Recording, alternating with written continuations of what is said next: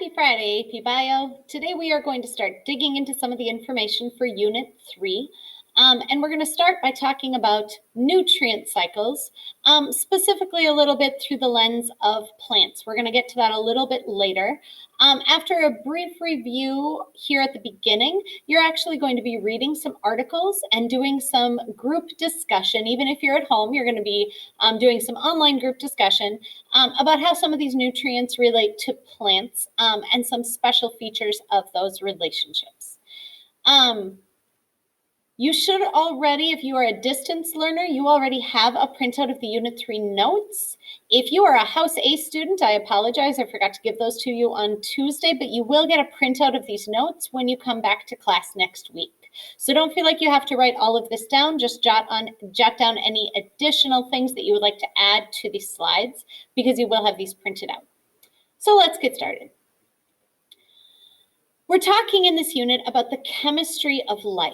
So first, think for a minute, which elements are most essential to living things? See what you can come up with. So there are actually 25 elements that are essential for humans and about 17 that are essential for functioning in plants. And we summarize the most important building elements with this acronym SHNAPS. That stands for carbon, hydrogen, nitrogen, oxygen, phosphorus, and sulfur. Those are the elements that build most of the major molecules that make up living things. So those are the elements that are found in the highest proportions. There are also a bunch of other elements that are essential for functioning, but we don't need very much of them. These are sometimes referred to as trace elements. And they're things that you probably recognize from nutrition labels, things like sodium, potassium, magnesium, calcium, chloride ions. All of those are essential to living things as well. The way that you can think of it is the SHNAPS elements are the building blocks that make living things. Those trace elements are part of the chemical reactions that make life work. So they are also essential, but we don't need nearly as much of them. So this graphic just kind of summarizes those main SHNAPS elements and some of what they're used for. And this unit is going to focus on looking at these elements and the molecules that are built from them. So we're going to start today by reviewing the idea of nutrient cycling, like we introduced in the case study yesterday. This diagram is the water cycle. You're probably pretty familiar with this one. Obviously, water is essential for all living things, and we've already talked a little bit about water chemistry. Water is essential because most chemical reactions in living things have to occur in water, in solution. It's essential for primary production. Plants need water in order to do photosynthesis and make energy. And it's also important to the process of decomposition.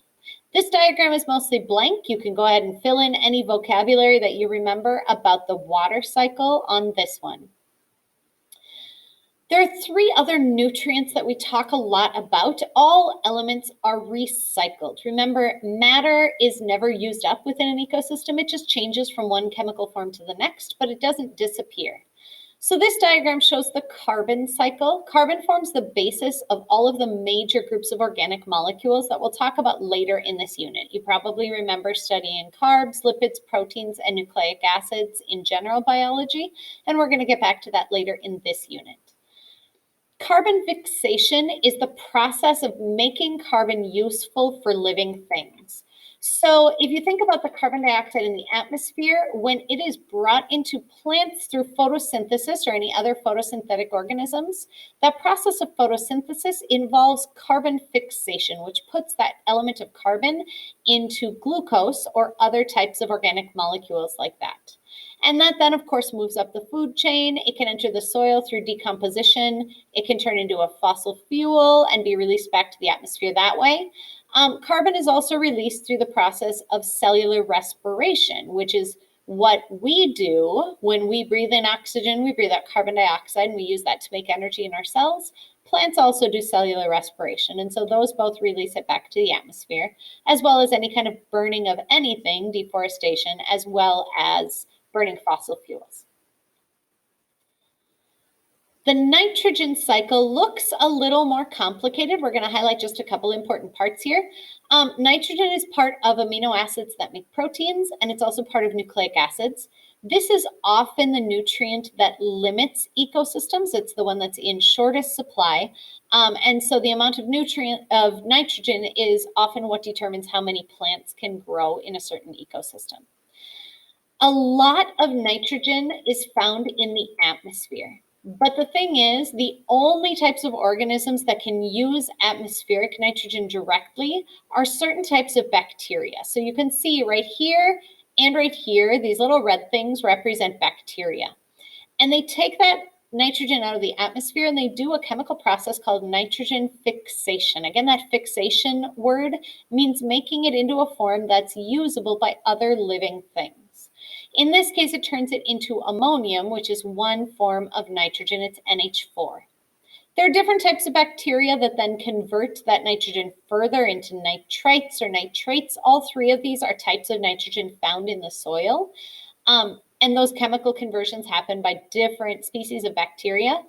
And then those nitrates in the soil can be used by plants, which take them up and use them to build their structures. They move up through the food chain. And of course, when living things decompose, some of that nitrogen goes back to the soil.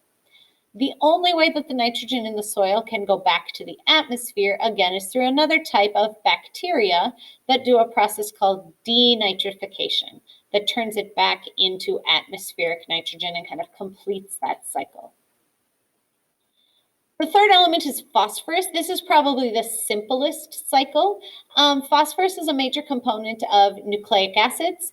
It's also really important in ATP. It is the P in ATP, which is a major energy molecule, so that's really important. It's a component of bones and teeth, and the important thing about the phosphorus cycle is that phosphorus is never found in the atmosphere, which makes this cycle pretty simple. Phosphorus is a component of lots of different rocks and minerals. When those rocks and minerals erode, it gets put into the soil. Plants can take it up and use it to build their molecules. It moves up through the food chain. When living things decompose, it can go back into the soil and it could potentially turn back into rocks and it can get washed into the water. So as you look at these three cycles, there are a few elements that are similar amongst all of them. All of these elements exist in the soil and they exist in living things. They all move up through the food chain when plants take these nutrients from the soil, and then it moves up through all the different levels of consumers. And they're all released back to the soil through decomposition. That's similar in all of them. The specifics of exactly how they move, of course, are different, but all of these have some of those pieces in common.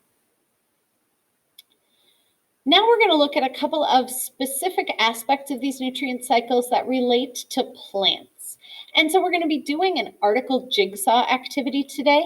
When you go back to Google Classroom, you will see that you have a short 1-page, 1.5-page article attached to your classroom post today. The first task is for you to read your article, and there are 4 or 5 questions at the end. You don't necessarily need to write out extensive answers to all of them, but you should maybe jot down a couple notes so that you understand those pieces specifically. Those are kind of pulling out the most important things that I want to make sure you understand from each article. Then you are going to have a discussion in a Google chat room. When you go to your email today, you should see an invitation from me to a chat room with a few other students. And these students will be a mixture of 4th and 5th hour House A kids who are at home today and some distance learners as well. So you can just go in there and say hello. When you get to that chat room, you will also see a post that looks kind of like this from me. And it will have instructions for what you need to do. It'll say, read the article that's attached. If you're unclear about anything, you can ask questions.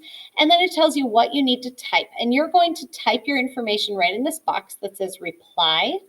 And you're basically going to be discussing in this chat room with the 3 different articles that the people in this group have read. So within your group, there's at least 1 other person and maybe 2 who are reading the same article as you. So if there's anything you don't understand, you can ask questions and hopefully one of those other people can clear them up.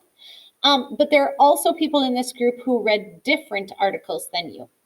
And so throughout the day, you need to go in here and you need to basically share some information, share a summary of your article and the important facts that you learned by answering those questions.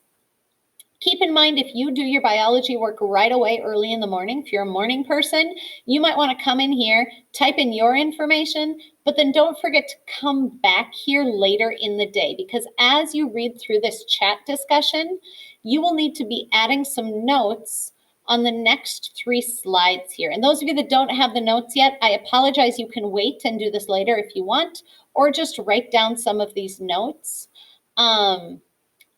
on a piece of notebook paper or something so you can add them in later. But one of the articles will give you the information to kind of complete this slide. One of the articles will give you information on mycorrhizae and talk about things in this slide. And one of them will talk specifically about fertilizers. So you should be adding some notes and learning about all 3 of these topics through this article jigsaw. I will also be jumping in and out of those chat rooms all day when I have a chance. So if you have any questions about how this process works or what information you need to know, or if you're just confused about any of the information as you discuss it, you can leave a note for me and I will respond to you as well and answer any questions that you have. So go back to your classroom and read your article and then pop into your chat room and talk about plant nutrition and some of these major nutrients. Have a great afternoon.